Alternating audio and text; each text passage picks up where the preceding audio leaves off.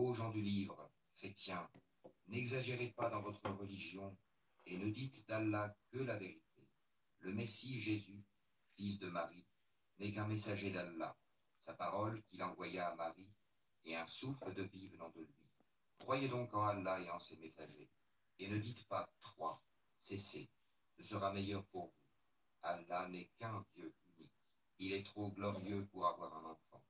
C'est à lui qu'appartient tout ce qui est dans les cieux et sur la terre, et Allah suffit comme protecteur. Jamais le Messie ne trouve indigne d'être un serviteur d'Allah, ni les anges rapprochés de lui. Et ceux qui trouvent indignes de l'adorer et s'enflent d'orgueil, il les rassemblera tous vers lui. Quant à ceux qui ont cru et fait de bonnes œuvres, il leur accordera leur pleine récompense et y ajoutera le surcroît de sa grâce. Et quant à ceux qui ont eu la morgue et se sont enflés d'orgueil, il les châtiera d'un châtiment douloureux. Et ils ne trouveront pour eux, en dehors d'Allah, ni alliés, ni secoureurs. Ô gens, certes une preuve évidente vous est venue de la part de votre Seigneur, et nous avons fait descendre vers vous une lumière éclatante. Et Salam rappelez-vous alaikum le wa bienfait rahmatullah. d'Allah sur vous, ainsi que Bonjour, l'alliance qu'il a faite. bonsoir. Comment allez-vous? Comment allons-nous? Ah, Paxcar! Ça va le frère? Ça va toi? Alors, qu'est-ce qui se passe? Bon, j'ai fait un titre au hasard, hein. Je t'ai suivi comme hier. J'ai dit, bon, salam alaikum. Y a-t-il quelqu'un de sérieux en fait ou pas? Mais qu'est-ce qui se passe en France? Je cherche le mot salafisme, salafiste, musulman, sunnite. Mais qu'est-ce qui se passe là? Il y a une loi qui, euh, qui interdit ça ou quoi? Dites-moi un peu là, les Français. Sur d'autres réseaux, genre quoi? Discord, il y a rien. Mais attends, mais c'est égarement sur égarement. Ça, c'est, ça, c'est, ça, c'est la phrase de Paxcar, ça, hein. Ça, c'est la phrase de Paxcar. Tu imagines? Les musulmans, ils sont fiers de ne pas ressembler aux chrétiens parce que les chrétiens, apparemment, ils ont une autorité, ils ont une hiérarchie, pardon. Attends, regardez, regardez. Vous connaissez ce livre? Regardez. Ça, c'est Al-Ahkam al-Sultaniya, donc, n'est-ce pas? Ça, c'est le premier, voire le dernier livre dans le monde sunnite. Voilà, ça, c'est la traduction. J'ai cherché longtemps la traduction. Les statuts gouvernementaux, pardon, hein, donc comment il s'appelle déjà? C'est le Mawardi. Mawardi. Alors, t'es là, Paxcar, ou pas? Arrête de faire semblant. T'es là, je sais que t'es partout. Regardez bien, regardez bien. Attends. Écoutez bien la parole de monsieur. Voici ce que dit le Mawardi, louange à Allah, à qui nous devons l'évidence des signes de la religion et qui nous a gratifié du livre manifeste, qui a pour nous établi en fait des décisions et distingué en fait de choses différentes, licites et interdites. Ce qu'il a institué pour ce monde à titre de règle immuable devant assurer le bien des créatures et fixer les bases de la vérité. C'est Allah qui a confié aux administrateurs, hein, aux autorités, apparemment ceux qui détiennent l'autorité. On va le comprendre après, hein. Cette, cette question qui tout le temps est posée par Paxcar, hein, qui a confié aux administrateurs la réalisation de ces arrêts excellents et du mode du gouvernement par lui constitué, qui soit donc loué pour ce qu'il a prédestiné et arrangé. Mais quand tu leur poses la question, ils savent rien du tout. Ben, les deux font qu'un en fait. Parce que normalement, le sunnite, c'est celui qui est censé suivre la tradition du prophète. Et chiite, c'est être partisan du saint prophète. Donc, alors, j'espère que j'ai répondu à ta question. Alors, qui soit donc loué pour ce qu'il a prédestiné et arrangé.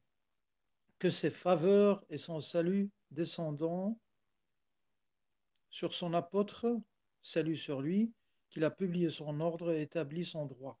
Mohammed le prophète, ainsi que sur la famille et les compagnons de celui-ci. Pour une fois, la famille était... Alors, attendez. Il y a de la vérité.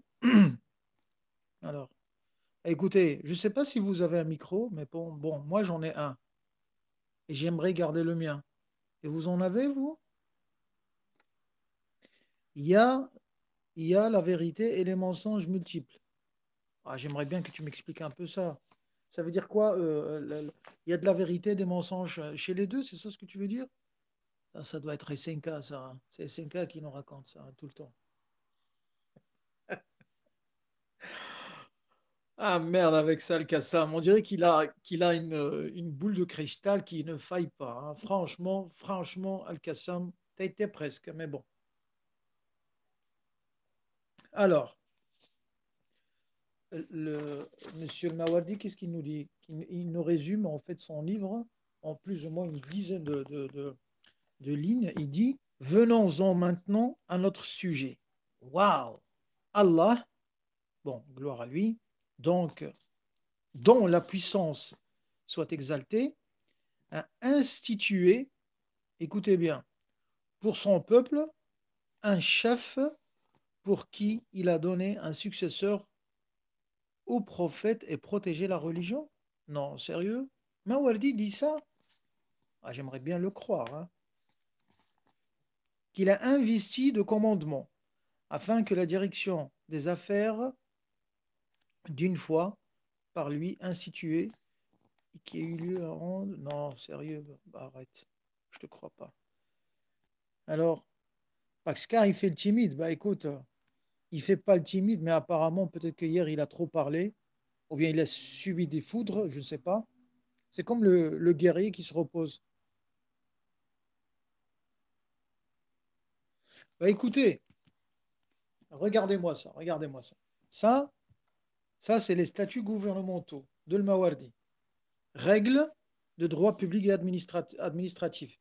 Ça, c'est d'ailleurs le seul livre sur lequel, on va dire, ceux qui veulent prouver d'une manière ou d'une autre l'autorité ou le sujet de l'autorité en islam, ils s'appuient là-dessus.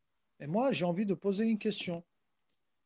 Si le gouvernement ou la question de l'autorité, elle est tellement explicite dans le Coran, comment ça se fait que les musulmans, ils ont fait la dissertation?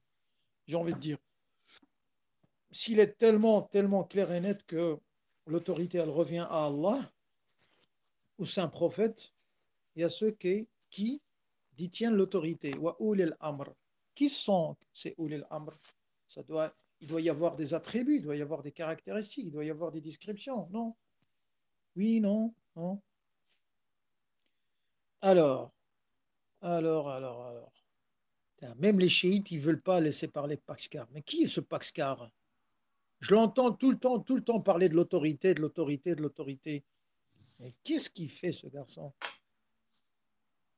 Allô, Paxcar?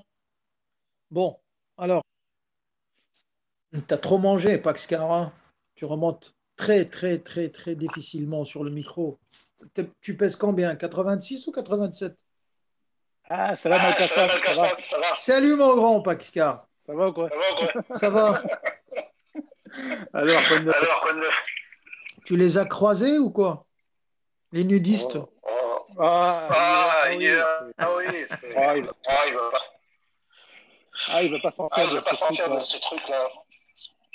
Bah, parce que tu parles Parce que tu parles d'autorité. d'autorité. Oui. Tu sais très bien, Tu sais très bien, les quatre écoles les quatre écoles te disent te clairement que disent clairement que Mohammed a Mohammed oublié a oublié l'autorité, lui. l'autorité, lui. Lui, il a Lui, il a oublié. oublié. Ce qu'ils te Ce qu'ils disent. te disent. Comment Ils ça? te Ils te disent, disent, ils te ils te disent qu'il a disent qu'il a laissé laissé la la Oumma Oumma sans sans autorité. autorité. Tu... Débrouillez-vous. Débrouillez-vous. Attends. Il y a un écho? Attends. Oui, il y a un Oui, il y a un écho, écho, je je sais sais pas. pas. Attends. Attendez. Je suis sur Je suis sur écouteur, moi. écouteur, moi. Non, peut-être c'est moi qui. Attends. Et maintenant, j'ai fermé une Allô. application. J'ai fermé une Allô. application. Je t'entends très bien, Paxcar. Bah, si tu Bah, veux, si je tu veux, quitte, je je reviens. quitte, je reviens. Ok. Peut-être que c'est ça. Peut-être que c'est ça. Mais non. Je crois que tu as une application qui est ouverte, je crois. Essaye de fermer si tu as une application ou deux, peut-être Discord en même temps, je ne sais pas. Alors, on aimerait bien un peu en discuter parce qu'apparemment, regarde, les règles concernant l'imama doivent donc précéder tout statut gouvernemental et tout examen de questions légales est subordonné à l'étente préférable de ce qui concerne l'imama, de manière à classer les règles concernant les diverses fonctions dans l'ordre qui convient à leur catégories respectives et selon leur analogie. Ça, c'est la parole de Mawardi. Mais apparemment, il dit tout doit être fondé sur la question de l'autorité de l'imama. On se pose la question, qu'est-ce qu'il a fait de l'imama, ce garçon? Alors, l'institution de l'imama pour raison d'être qu'elle supplie le prophétisme dont le prophète a été, lui, le dernier et le dernier des derniers. Comment ça, le dernier des derniers? Attends.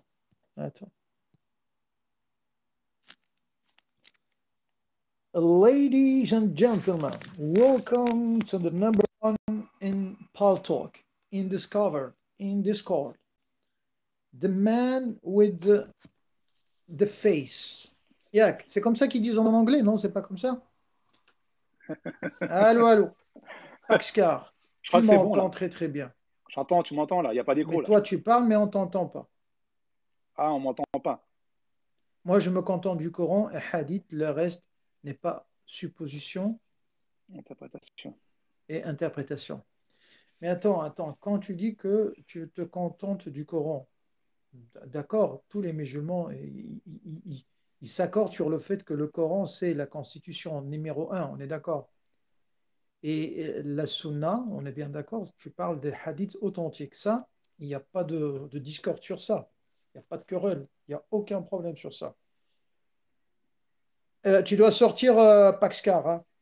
Ah, ça Je marche crois que pas. tu as un problème, hein. Ok. Est-ce que tu m'entends, Ilias, ou pas? Ça, c'est mon fils Ilias, hein. Bon. Alors.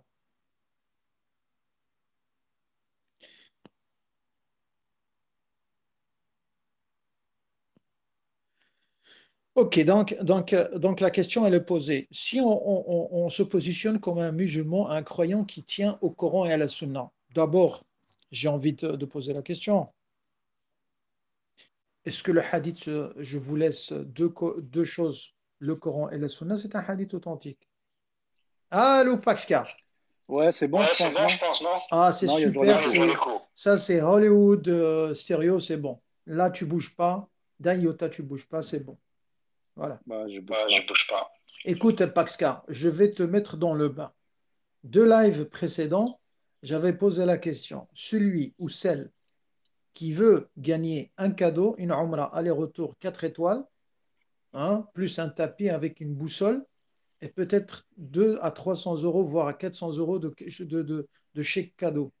Si on répond à cette question, qui peut prouver la véracité de récit qui dit le saint prophète aurait dit je laisse parmi vous deux poids, deux choses qui pèsent lourdement, à savoir le Coran et la Sunna.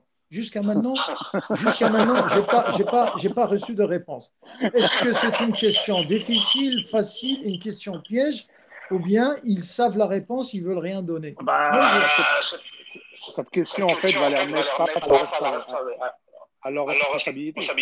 ça veut dire, Ça veut dire, est-ce que tu suis un mensonge qui a été inventé? mhm, Et si tu suis un mensonge, donc où est la vérité? mhm. Donc, ce qui va nécessiter de remettre en question ta croyance, parce que ta croyance est fausse. Oula, tu vas loin là, tu vas fort là. Ah oui. Attends. Une petite pause là. Attends, je prends ma télécommande et je te mets une pause. Pourtant, un croyant, il est censé, s'il est attaché au Coran et à la Sunna, il est bien guidé là. Ah non. Ah bon? Tu peux très bien suivre le Coran et la Sunna et ne pas être guidé. Attends. Si quelqu'un rentre sur ce live, il t'entend dire ça, il va péter un plomb. Enfin, je parle de musulmans. Oui. Parce qu'en Attends. fait, ils n'ont pas compris la différence entre musulmans et croyants. Ça n'a rien à voir. Ben, j'ai envie de dire, d'abord commençons par le musulman, puis après on montera, on va dire, un rang, un grade, et on va devenir un croyant. C'est pas grave. Mais l'un dans l'autre, c'est pas grave. Le musulman, il est censé d'être croyant, et tu peux pas être croyant si tu n'es pas musulman. On est d'accord? Ah non. Alors, regarde. Non. N'importe qui. N'importe quel abruti dans ce monde peut être musulman. Mais croyant, c'est autre chose. Croyant, c'est prouver. On est d'accord. Toi et moi, on est d'accord. Mais attends, point par point. Tout musulman qui se respecte, il va te dire, mais haut et fort sur le toit, il va la chanter, mais carrément, je maintiens cette position, le Coran et la Sunna. Normalement, la Sunna doit interpréter et faciliter, j'ai envie de dire, le Coran. Parce que le Coran, il n'est pas, on va dire, même s'il est en arabe, même s'il est traduit, tu as beaucoup de musulmans aussi arabophones qui ne comprennent pas, je veux dire, le Coran par la première lecture. Donc, ils doivent avoir un appui. Ils doivent passer par, on va dire, un pont, soit un tafsir, soit le hadith. Donc, on est bien d'accord. Donc, la sunna, elle doit, normalement, logiquement, elle doit servir comme une application qui va te pousser à bien comprendre et facilement comprendre le Coran. On est d'accord ou pas? On est d'accord, mais si dans la sunna, tu as des contradictions, on fait quoi? Ah ben, ça veut dire, nous savons que dans la sunna, ce qu'on appelle le hadith, le récit, il y a le vrai, il y a le faux. Mais il faut certainement. Voilà. Tu as compris. Donc, il y a une étude de discernement. Il y a un discernement à avoir. Et le croyant, je ne veux pas passer des heures et des années à passer un cours chez un savant, chez un cheikh. Comment, selon toi, en usant de mon discernement, je peux facilement détecter le vrai et le faux, enfin, le faux du vrai? Alors si tu pars du principe de la science du hadith, si tu prends la science du hadith, par exemple, tu prends les hadiths les plus connus, mutawatir. Oula, on est d'accord. Oula. Ça, c'est des hadiths qui sont apportés par plusieurs savants, plusieurs générations. Déjà, ça donne une idée. Cite-moi un exemple de hadith mutawatir qui fait l'unanimité entre tous les musulmans de toute école juridique. Le hadith le plus rapporté de toute la sunna, tous les Jama'a. 250 différentes générations. Tu ne crois pas d'autres hadiths comme ça. Ça n'existe pas. C'est le hadith qui a expliqué là. C'est le hadith de poids. Je vous laisse de poids. Le Coran et mes Ahl-Bayt. Pas la sunna. Mais toi, tu es chiite, tu dis ça parce que tu es chiite, mais comment? Non. C'est parce que je suis sunnite.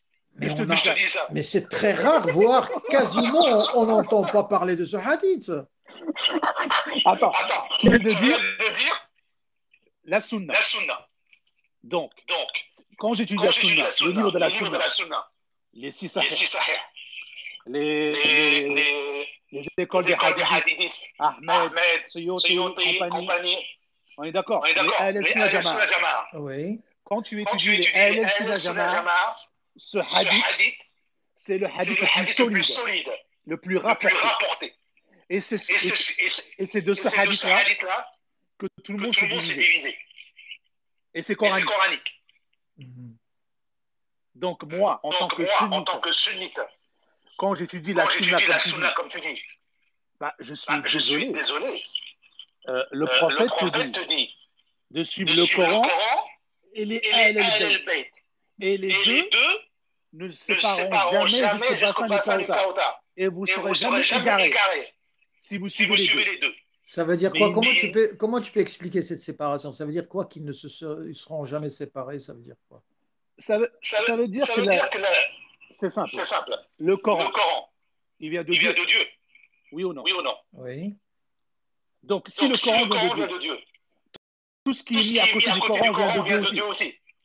Le Coran est infaillible. Donc les Ahl-el-Bayt sont pas infaillibles aussi. Mais le sunnite, enfin, excuse-moi, je me mets à la place, voir. Pour l'instant, je suis juge, témoin, tout ce que tu veux. Bon, je vais la faire à ma manière. Il n'y a que le Coran, il n'y a pas autre chose révélée que le Coran. Il n'y a pas autre chose révélée que le Coran, je suis désolé. Donc, à partir du Coran, hein, c'est pour cela qu'il y a cette histoire aussi de coranistes, de pseudo-coranistes, de traductionnistes, tout ce que tu veux. Mais je veux dire, quelqu'un qui n'a jamais lu, qui n'a jamais entendu parler d'Ahlul Bayt, il va te poser cette question qui vient toujours, redondante. Il va te dire, ok, d'accord, mais ils sont où les Ahlul Bayt actuellement?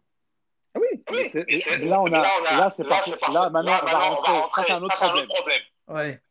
Parce que ça, c'est les gens, ils n'ont pas compris qu'ils ont une âme. Et que leur âme est éternelle. Et que la vérité aussi est éternelle. Donc, ce qui était vrai il y a 1000 ans est toujours vrai aujourd'hui. Une vérité, elle traverse le temps. Elle n'est pas concernée par le temps. Ça, c'est ces gens-là. Et parce qu'ils ne veulent pas aussi avoir une autorité sur eux. Le problème de tous les gens, de tous les musulmans, pas que coranistes, sunnites aussi. Ils ne veulent pas d'une autorité qui vient de Allah.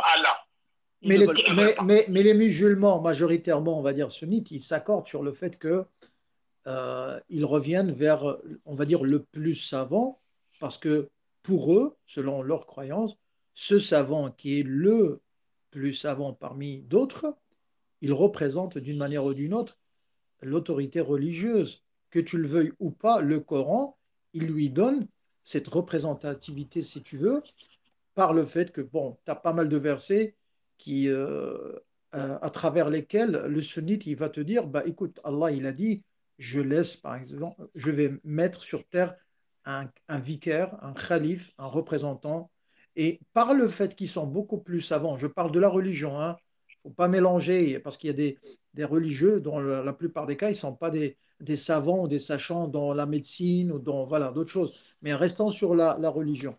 Donc, plus il a de science par rapport au Coran, donc forcément, il est beaucoup plus favorisé à être le détenteur de cette autorité. Donc, pour eux, dès le départ, le sunnisme, il a été bercé dans cette croyance. Après, le prophète, tu as ses contemporains, d'ailleurs pas tous, ça veut dire des compagnons, des éminents compagnons selon eux, selon leurs croyances, parce qu'ils ont des textes. Et au fur et à mesure qu'on avance, alors actuellement en 2020, 2021, ben, on s'accorde sur le fait que celui qui est censé mieux gérer une umma, une communauté, une société musulmane, c'est bien le religieux. Parce que même s'il y a un roi, même s'il y a un président, voilà, on va un petit peu décortiquer l'idée, même s'il y a un roi, même s'il y a, si tu veux, un président ou un prince, si tu veux, il est tout le temps sous l'autorité religieuse, surtout lorsqu'on parle, on vit dans un pays qui est, on va dire, majoritairement musulman. La population, elle est majoritaire musulmane. Donc, on se réfère toujours au Coran. Donc, le plus savant, c'est bien le religieux, voilà, qui détient ce qu'on appelle le Coran, la Sunna, et tu connais l'histoire. Donc, voilà. Comment peut-on partir de cette... Mais là, il y a un problème dans ton équation. Oui. Tu oublies Allah, en fait. Ben si, je ne l'ai pas oublié parce que j'ai envie de te dire, il n'y a pas de doute par rapport à Allah, ce n'est pas la divergence. Tous les musulmans, tous les croyants, je veux dire, ils sont tous unanimement sur que voilà, Allah, c'est la première autorité. Le problème, c'est que... C'est voilà. La première autorité. Oui. Donc, c'est lui qui te donne son autorité sur Terre. Donc, tu dois il ne me la donne pas à moi, mais celui qui a plus de science que moi. Certainement. Alors, la science, justement. Qu'est-ce que la science? Qu'est-ce que la science? La science est une lumière que Dieu donne. On est d'accord? Donc, si tu suis vraiment la science, tu es obligé de suivre ce que Allah t'a désigné. Pourquoi? Parce que c'est eux qui ont plus de science. Non, mais attends, le religieux, il va pas me montrer comment marcher dans la rue, comment... l'autorité politique, par exemple, l'autorité économique, l'autorité sociale, ce n'est pas le religieux, parce qu'on ne peut pas mélanger les deux. D'après beaucoup de musulmans, voire la majorité, on ne peut pas mélanger tout ça. Chacun est responsable là où il est. Et tu as par exemple les musulmans de France qui s'accordent, enfin pas tous, donc voilà, mais il y en a qui te disent Macron c'est mon guide, Macron c'est mon imam, Macron c'est l'autorité. Oui, alors eux, regarde, leur problème c'est quoi? Ouais. C'est que pour eux, c'est pas le Coran. C'est le Coran qui va se soumettre au monde terrestre, et c'est pas le monde terrestre à se soumettre au Coran. Ils sont déjà tombés dans le piège. Eux, ils sont déjà dans la peau de l'Iblis. Ouais, mais attends. Laissons Iblis à part. D'accord. Alors, venons à la réalité, parce que le musulman, il est censé avoir compris qu'est-ce que ça veut dire l'islam, c'est la prière, c'est le jeûne, c'est voilà, donc le pèlerinage, le bien, c'est la morale, c'est tout ce que tu veux, c'est ne pas tomber dans ce qu'on appelle le piège de Satan. D'accord, on est d'accord. Donc tout ça, c'est compris. Mais quand on arrive à vivre la réalité, c'est une autre dimension. Ça veut dire, on fait face, par exemple, à des gens qui ne sont pas musulmans, tu as des chrétiens, tu as des juifs, tu as des athées. Donc, en vivant dans une société qui est multiconfessionnelle, voire ou des gens qui n'ont pas de confession, je veux dire, il y a un commun, il y a un socle qui nous unit tous. Et ce socle, ce n'est pas le religieux qui va le représenter comme il le faut. Par contre, le politicien qui représente, par exemple, la France, ben, à partir de Macron, et tu descends, il y a une pyramide, il y a une hiérarchie apparemment, et que le religieux, il n'est pas dedans. Pourquoi? Parce que selon cette hiérarchie, le religieux doit rester tout simplement à la maison, voire tout simplement à la mosquée. Donc, on connaît bien la chanson, la laïcité qui sépare la religion voilà, de la politique. Et on ne peut pas mélanger les choses. Donc, pour toi, tu es musulman, tu es littéraliste, apparemment, tu t'accordes sur le fait que, donc voilà, c'est Allah, c'est le prophète, et l'autre autorité, apparemment, pour toi, ce sont les Ahlul Bayt. Or, dans le Coran, il n'y a pas cette notion de troisième autorité qui est les Ahlul Bayt. Moi, je ramène ce que les autres disent. Attention, hein, on est bien d'accord. Donc, il n'y a pas marqué cette notion de Ahlul Bayt. Comment tu peux prouver ça, par exemple? Regarde. Quand il te dit obéir aux trois autorités, est-ce que Dieu, il met une limite? Il met, par exemple, est-ce qu'il met une objection? Quand il faut obéir aveuglément, oui ou non? Tu peux répéter ta question, s'il te plaît? Quand Dieu dit dans le Coran, obéis. Oui. Est-ce qu'il met une objection? Des limites? Non. Donc forcément, la personne à qui tu dois obéir, elle est infaillible automatiquement. Non, mais pour l'instant, le verset, il ne parle pas d'infaillibilité. Hein. Non, bien sûr. Non. Mais tu es d'accord avec moi que Dieu, il te dit obéis. Il n'y a aucune condition à cette obéissance. Donc la personne qui doit obéir, ce n'est pas n'importe qui. Oui, dans le cadre à ne pas dépasser les limites qu'Allah a signalées. Donc, ça veut dire toute personne qui n'est pas censée on va dire, de contredire la Constitution, qui est le Coran, et à ne pas rentrer en conflit, on va dire, avec le texte, ben, il est supposé être mon dirigeant. C'est ce que je comprends de ton idée. En fait. Alors, si c'est ton dirigeant, la question que tu as posée, est-ce que c'est à toi de les lire ou c'est à Dieu de les lire? J'ai envie de te dire, c'est Dieu qui fait les choix. Mais encore une fois, les choix d'Allah, toujours, selon les versets qui sont clairs, ça a été fait sur les envoyés, les prophètes et messagers. Par contre, tous ceux qui sont à l'extérieur de ce cercle, j'ai envie de te dire, en utilisant notre rationnel et aussi en se basant sur le Coran, ben, on a tendance à croire qu'il faut choisir les meilleurs. On peut se tromper sur ces meilleurs. Non. Regarde. Même le Coran, il prouve que c'est Allah qui décide, même quand c'est le roi. Comme Talout. Talout, c'est Allah qui l'a élu. Roi pour les Banu Israël. Pareil pour les 12 tribus. Nous avons élu les chefs. On ne vous a pas demandé votre avis. Et la douille, elle est là. Le diable se cache dans les détails. Et c'est ça le problème. Je t'avoue que c'est très dur de jouer dans la peau d'un sunnite, hein, je veux dire d'un néo carrément salafiste, mais encore une fois, cette troisième autorité, elle n'est pas aussi claire que la première et la deuxième. Encore une fois, comment tu fais pour en déduire et déduire en fait que voilà, ce sont les Ahlul Bayt? Parce que déjà, encore une fois, cette histoire de Ahlul Bayt, elle n'est pas très claire. Parce que si cette histoire d'autorité, elle est tellement, je veux dire, importante, normalement, on est censé de la trouver d'une manière très, très claire dans un verset quand même, non? Oui, effectivement. Regarde.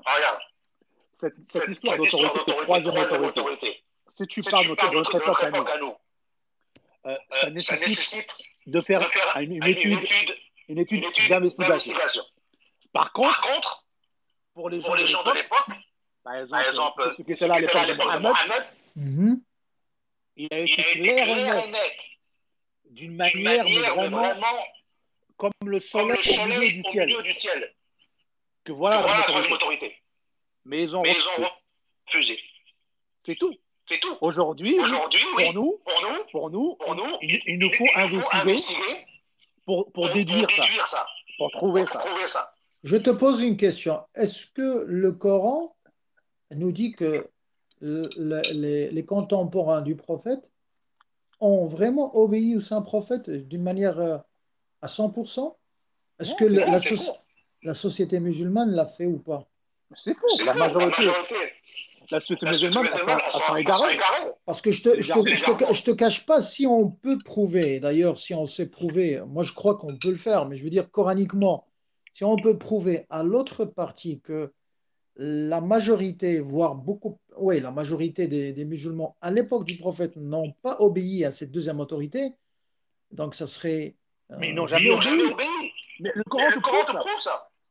Que les gens qui étaient à côté du prophète n'ont jamais obéi au prophète. Non, il faut pas dire tous. Voilà. Donc, j'aimerais que tu nous expliques un peu comment. Alors que normalement, ces gens, ils ont vécu avec le prophète, ils ont vu les prodiges, j'ai envie de dire, ils ont côtoyé la période de la révélation. Donc, 23 ans, c'est quand même une vie, tout ça. Hein. 23 ans, c'est quelque chose. Tu oublies une chose, Al-Qassam. Mohammed est venu chez des gens qui ont enterré des filles vivantes, qui traitaient des femmes comme du bétail, qui étaient tout nus autour de la Kaaba, incapables de comprendre leur nudité. Pas tous. Hein. Oui, pas tous, bien sûr. Une petite minorité, mais la majorité était comme ça. Ils adoraient Allah, Ubal, Manat, c'est des idoles. C'est pour ça qu'Allah dit dans le Coran, les gens sont sourds et muets. Parce qu'ils adorent des idoles. Ouais, mais d'accord, ça je peux te l'accorder. Ça c'est avant l'islam, mais après l'islam, il y a quand même des choses qui ont changé. On a des versets qui montrent qu'il y a des gens qui ont combattu du côté du prophète. Ils ont quand même rapporté des narrations. Donc ça veut dire que tu veux nous faire avaler le fait que tout ce qu'on a reçu, c'est des mensonges, c'est des fabrications. Je vais te le prouver de manière coranique que la majorité des gens n'ont jamais obéi au prophète du début jusqu'à la fin. Je demande qu'à croire, je demande qu'à être persuadé. En fait, tu regardes les batailles. Regarde les batailles, tu vas comprendre. Nous avons les batailles. La première bataille, c'est Badr, Uhud, Khaybar, Khandaq, Hunayn. La dernière bataille, c'est Hunayn. On est d'accord. Juste 3 ans avec le prophète qui décède. Hunayn, tu es d'accord ou pas? Tu es d'accord. Regarde bien. Regarde la supercherie. À Badr, Allah a envoyé des anges. Donc tous les Sahaba, ils sont au courant qu'ils sont fait aider. On est d'accord. Donc, tu prends cette bataille-là. Badr. Gagné. Uhud. Ils ont tous fui. Uhud, il te dit même que même la bataille de Uhud va t'expliquer la trahison de tout le monde. La Surah 3, verset 145, il te dit, le prophète n'est qu'un message. S'il meurt ou il est tué, retournez-vous sur vos talons. Allah, il sait directement les choses. Il sait que les gens vont retourner leurs talons. Maintenant, regarde bien. Si tu me dis, si on part du principe, que tu me dis, voilà, les gens étaient tout nus, voilà, ils se sont réformés. D'accord. Alors, pourquoi la dernière bataille, ils ont tous fui. Hunayn. Ils ont tous fui. À part 8 personnes. 12 000 sahaba contre 4 000. Ils ont tous fui. Ça veut dire quoi? Ça veut dire qu'ils n'obéissent pas à Mohammed. Ils n'ont pas la foi. Ce n'est pas des croyants. Parce que quand tu es croyant. Attends, mais quand même, cette histoire de 4 000, 12 000, mais attends, ça reste quand même de l'histoire, mais je veux dire, est-ce que vraiment tu prends l'histoire comme argent comptant? Est-ce que vraiment tu as une méthodologie pour détecter aussi ce qui a été rajouté, ce qui a été erroné, ce qui a été falsifié? Ou bien tu fermes les yeux et tu prends tout? Parce que moi, quand je fais une étude, on va dire, de la société de l'époque, ben, ils n'étaient pas aussi nombreux que ça. Parce que, il y a encore une fois cette histoire de bataille, j'ai envie de te dire, tu sais, quand à l'heure de confronter quelqu'un, je dis, qui n'est pas d'entre nous, qui n'a pas, on va dire, douté un instant, ou bien il a eu peur. Donc j'essaie un peu de trouver des excuses, si tu peux me le permettre, hein. J'essaie un peu de... Parce que le Coran, quand même, il y a des versets qui nous mettent très très clair que voilà, Allah a accepté le repenti de quelques-uns d'entre eux, voire plus que la moitié d'entre eux, parce que quand même, c'est l'homme. Voilà, mais... Oui. Donc, regarde, si Allah a accepté le repentir de certains d'entre eux, certains d'entre eux, pas tout le monde, parce que Allah connaît les cœurs. C'est qu'il y a des gens hypocrites. Donc, il faut que tu m'expliques une chose, Al-Qassam. Si ces gens-là sont des croyants, donc normalement, à la dernière bataille de Hunayn, tu vas au combat, tu n'as pas peur de l'ennemi, parce que tu as la foi.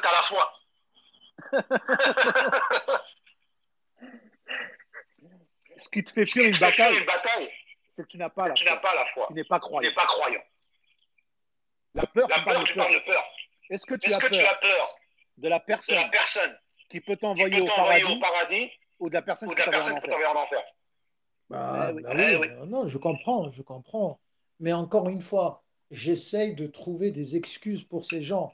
J'ai envie de dire, ils ont mélangé le vrai avec le faux. Ce qui compte, est-ce que, selon toi toujours, hein, parce que je parle quand même à un chiite, hein, est-ce que dans cette masse de traditions de narration, ils n'ont pas quand même regretté ce qu'ils ont fait? Est-ce qu'on peut trouver un échappatoire pour ces personnes? Il y a quand même, ils ont fait des bonnes actions. Il y a quelqu'un qui va te dire, bah, écoute, ils ont fait des bonnes actions, qui n'a pas fauté? Même le prophète a fauté. Et combien même Allah l'a réprimandé, l'a rappelé à l'ordre, etc. Tu connais la chanson. Oui, bien sûr. Mais il y a des choses qui sont éliminatoires. Il y a des choses qui ne sont pas négociables dans l'islam. Il y a des choses qui sont directement en enfer. C'est comme dans un jeu vidéo. Un jeu vidéo, tu as des choses qui sont éliminatoires. C'est pareil dans l'islam aussi. Quand par exemple, on te parle d'autorité.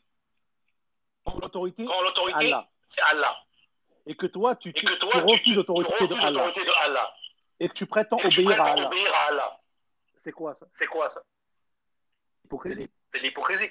Bah, pour des Bédouins qui ont passé 23 ans, ou bien le prophète a passé 23 ans avec eux pour essayer de leur apprendre les versets, les premiers rudiments de l'islam, les premiers fondements, j'ai envie de dire, bon, il y a toujours une chance à ce qu'il rectifie le coup. Et d'ailleurs, après le saint prophète, ils ont quand même conquis des pays, des régions, ils ont fait convertir des gens à l'islam. Est-ce que pour vous, ça ne peut pas pardonner à ces gens?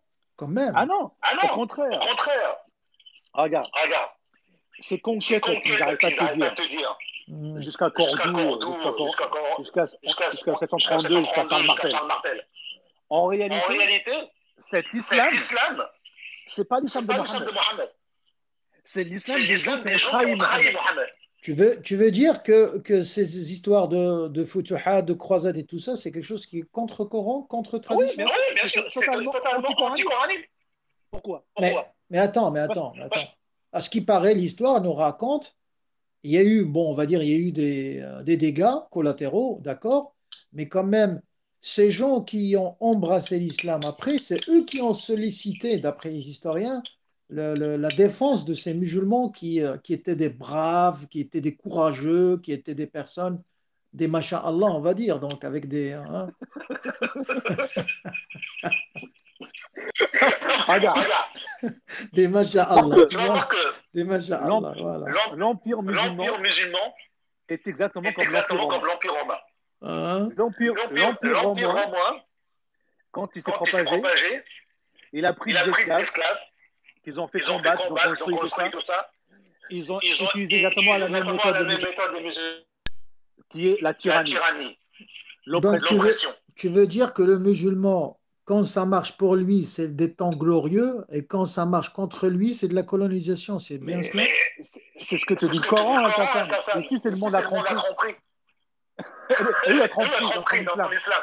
Mais Et vous, là, les chiites, vous êtes quand même, hein, parce que quand je lis un peu ce qui se passe sur le net, et quand par exemple sur ce texte, tu as, un invité, Khoya 1, qui te dit que par exemple, vous, les chiites, vous embarquez les gens dans les flammes du feu, parce que vous avez des drôles de croyances. Vous avez des drôles de croyances. Attends. J'en profite de l'occasion pour te poser la question. Est-ce que c'est vrai que les chiites prennent Ali comme prophète ou c'est quoi cette histoire? ah non, on Ah prend pas non, Ali on comme prend pas prophète. Ali comme prophète. On prend Ali comme successeur On prend Ali du comme prophète. successeur du prophète. C'est Ah un bon? imam, Vous c'est un dites pas guide. C'est un imam, que c'est un guide. l'ange Gabriel il s'est trompé de message? Bah, il faut qu'on m'explique une Il faut qu'on chose. m'explique une chose. Comment un ange Comment peut un désobéir à ange peut Allah? désobéir à Allah? Est-ce qu'il est Tu un veux libre dire arbitre? comment Est-ce qu'il un a libre ange arbitre? il peut se tromper alors Ah, voilà. qu'Ali il Ah, était voilà. jeune et Mohammed il était plus âgé. Ok. Voilà. Et Voilà, cette c'est possible histoire, ça. cette position par rapport aux compagnons, apparemment vous insultez les compagnons. Est-ce qu'il y a une différence entre insulter, maudire ou bien critiquer? Moi, j'aimerais un peu savoir, sans donner des noms, sans balancer des noms à droite à gauche, Alors, Alors, dire c'est la, quoi la, c'est quoi c'est la, la la position, position? la position la chiite position chiite sur les sur les compagnons, compagnons, c'est exactement c'est la même exactement position la même qu'il y a dans le position qu'il y a Coran. dans le Coran. Exactement la Exactement même. Pareil. pareil.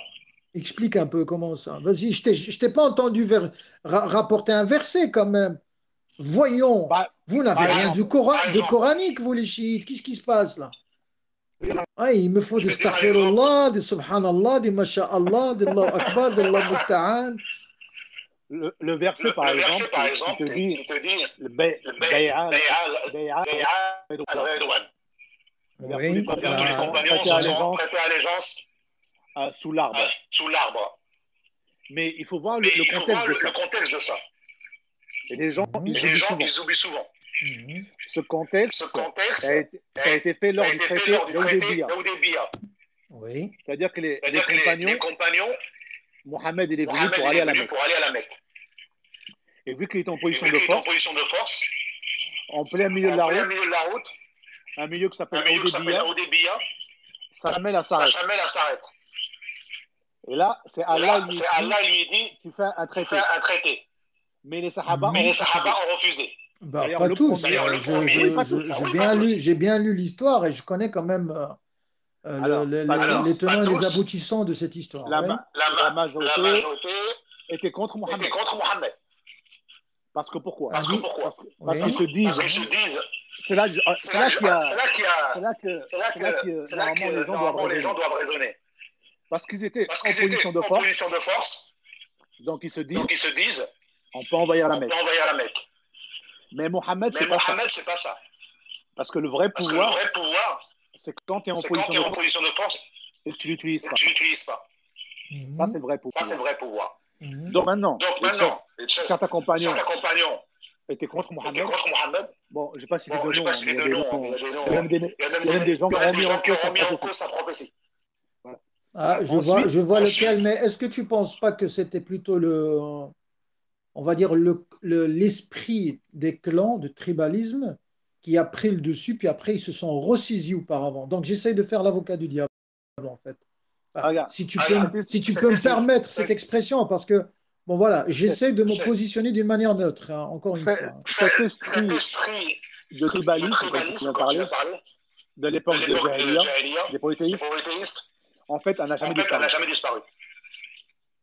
Tu vois en apparence peut-être. Là, tu vas fort.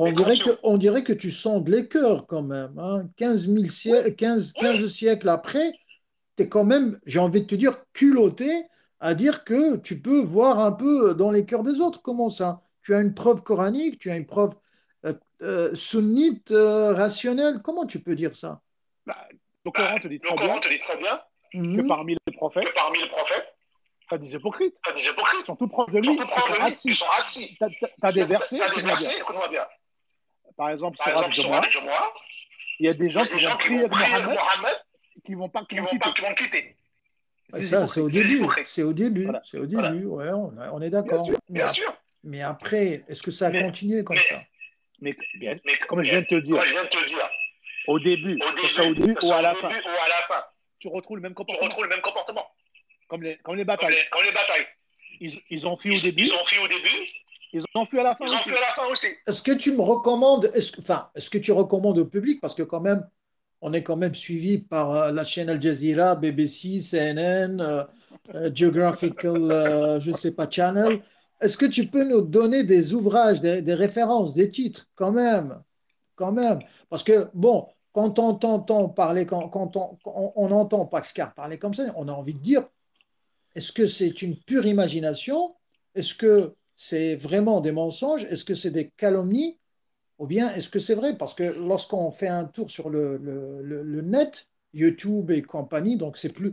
On est dans une époque de YouTube, pas de Kutub. Hein. Les Kutub, c'est des ouvrages. Donc les gens, ils ont tendance à avaler, à consommer tout ce qui est vite fait, surtout les vidéos de très très court, on va dire, temps, donc très très courtes, 10 minutes, 5 minutes. On fait ce qu'on appelle de la consommation fast-food, hein, donc on va dire de la croyance fast-food. Est-ce que tu prétends, excuse-moi, est-ce que tu prétends que les prédicateurs dans le monde francophone, anglophone et ailleurs, et arabophone surtout, ils connaissent tout ça, ils font mine de rien, c'est comme si rien n'était? Est-ce que apparemment, tu es le seul avec tes copains et tes frères de ton obédience qui ont vu tout ça et les autres non? Quand même, c'est quand même. Tu as des gens dans le sunnisme qui connaissent la vérité et qui font tout pour la cacher pour les autres. C'est-à-dire que les savants, par les savants sunnites. Ils connaissent la vérité, mais ils font tout pour éloigner des gens de cette vérité et de ces narrations. C'est pour ça, je conseille aux gens d'aller investiguer par eux-mêmes. On avait tout à l'heure avec nous quelqu'un qui s'appelait Khouya 1 et apparemment, voilà, il ne voulait pas écouter jusqu'à la fin. Quand même, on a l'impression que Pascal est sûr de lui. Donc, encore une fois, on veut des titres, on veut des noms, on veut des pages, on veut des maisons d'édition, on veut tout ce que tu as, si tu peux nous dire hein, à propos de cette histoire, la majorité était contre le prophète, par exemple. Ça, je trouve ça un peu. Voilà. Ah, bien sûr. Alors, c'est facile ça. Tu vas dans Bukhari. C'est facile. Ah, pour toi, peut-être, mais pour les autres qui sont pris aux petits soins par les prédicateurs du système, j'ai envie de te dire, les pauvres, ils sont quand même. La trahison de la Oumma a été prédite par Mohammed. Tu trouves ça dans une narration Bukhari. Exemple, un coraniste qui va te dire mais comment Mohammed il ne sait pas quand même prédire l'avenir quand même.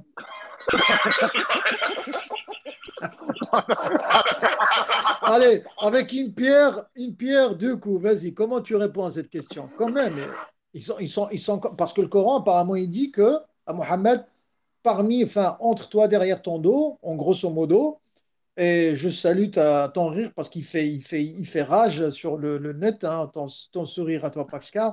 Bon, tu dois apparemment le préserver par des droits d'auteur. Enfin, je ne sais pas comment tu vas t'en sortir.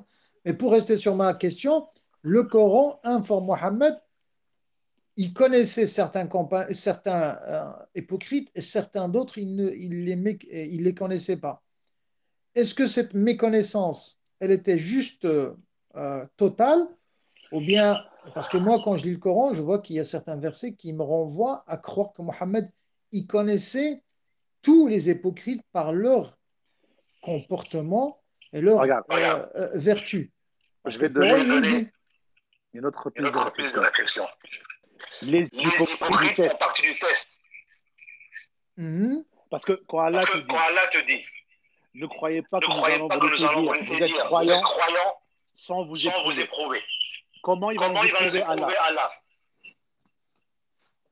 Bah écoute, par maladie, par perte d'un proche, d'un commerce, santé, et aussi des guerres, des querelles, je veux dire, entre familles, entre voisins, voisinage. Et oui, pourquoi pas nous éprouver aussi dans la religion. Ouais, aussi. Et quand tu crois, ta croyance est fausse. Par exemple, quand tu crois quelque chose qui n'est pas la vérité. Qui est un mensonge. Je te laisse répondre. Moi, je peux pas m'avancer sur ce terrain. Moi, je fais l'arbitre. Allah va faire en sorte que tu choisisses entre la vérité et le mensonge. Et c'est là qu'il y a le système de foi, ta capacité à avoir un discernement entre le bien et le mal, la vérité et le mensonge. Attends, le test, il est là. Je pose une question. Est-ce que la capacité par discernement pour différencier entre le mal et le bien, est-ce qu'elle est innée dans chacun d'entre nous? Et donc, si tu dis oui, ça veut dire que par un libre arbitre, donc même la personne qui foire son coup, j'ai envie de dire, celui qui ne trouve pas cette guidance, que toi tu appelles la guidance, ben alors il ne sera pas, je veux dire, mal aperçu de la part de ton créateur. Donc, encore une fois, il le laisse utiliser son discernement. Donc, qu'il arrive ou qu'il n'arrive pas, j'ai envie de dire, il sera récompensé. Donc, les sunnites, apparemment, ils ont raison sur ce point. Mais il sera récompensé. Allah est clairvoyant. Ça veut dire. Donc, si tu es sunnite et que tu suis calife polythéiste, tu vas juste Attends. Là, tu vas fort. Là. Comment ça, des califes polythéistes? Les califes, ce sont des musulmans. Comment tu peux les qualifier de polythéistes? Ce sont des musulmans. Oui, mais musulman ne veut pas dire croyant. Non, attends. Là, Pascal, c'est moi qui va tourner autour de ma maison tout nu ce soir. Mais attends, je veux comprendre. Je veux comprendre. Tu ne peux pas être musulman si tu es polythéiste. Donc, tu dois d'abord nier tout ce qui est polythéisme, tout ce qui est idolâtrie, tout ce qui est association. Puis après, tu fais ton saut vers l'islam. On est bien d'accord. Je me trompe ou pas? En fait, il faut comprendre une chose. Le polythéisme, la plupart des gens, c'est des polythéistes virtuels. Ils croient en Allah. Bien sûr. Mais ce n'est pas le Allah du Coran. Ils croient en Allah que eux, ils ont décidé. Ça veut dire ça veut dire un dieu d'Iblis alors. Genre, c'est un dieu. Je crois en Dieu. Mais je prends que ce qui m'arrange de Dieu. Ah oui, ok. Donc, les gens. Mais quand même, tu vas fort là. Hein, parce que quand même. Je vais m'expliquer. Pourquoi les caïds polythéistes? C'est spirituel. Parce que Mohammed, qui est venu, dans une époque où les gens étaient polythéistes, regarde bien, je suis bien. Les plus grands ennemis de Mohammed, les Bani Umayya, Abu Sufyan, Muawiyah et compagnie, ses ennemis, qui ne se sont jamais convertis à l'islam. Jamais. Ce sont des prisonniers, et on appelle ça les Tolaka. Avec le temps, ceux qui sont devenus le leadership de l'islam. Voilà la douille. La douille, elle est là. L'inversement des valeurs. Une vision orientaliste, cher Paxcar, dirait ceci. C'est parce que le messager de l'islam n'a pas bien expliqué ou n'a pas bien appliqué le principe de ce qu'on appelle tout ce qui rentre sous l'emblème de la moralité.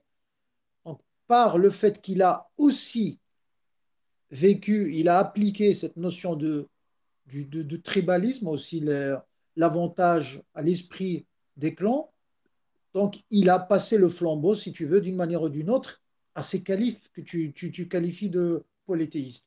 Donc, ça veut dire, tu juges, voire moi, je juge personnellement, je juge les actions des califes selon tout simplement l'arbre, la racine, qui est l'éducateur. Donc, tu as des gens qui font ça aussi. Allô? J'espère qu'il va revenir. Il a bugué.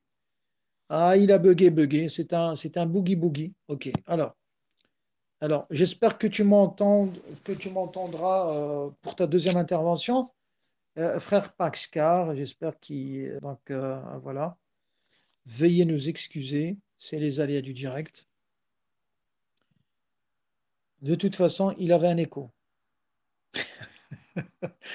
J'ai l'impression que tu dis, de toute façon, ils m'ont emmerdé. Il avait un écho, pardon. Non, c'est pas ça. Bon, ah, ça bug chez lui, hein. Bon, je vais l'arrêter. Donc, c'est pas grave, ça sera pour une prochaine fois. Donc, j'espère qu'on va revoir notre ami. C'est toujours super intéressant, Paxcar, ce qu'il dit. Si tu peux ramener notre Paxcar, parce que nous avons quand même 2 reporters sous-marins, et il est là.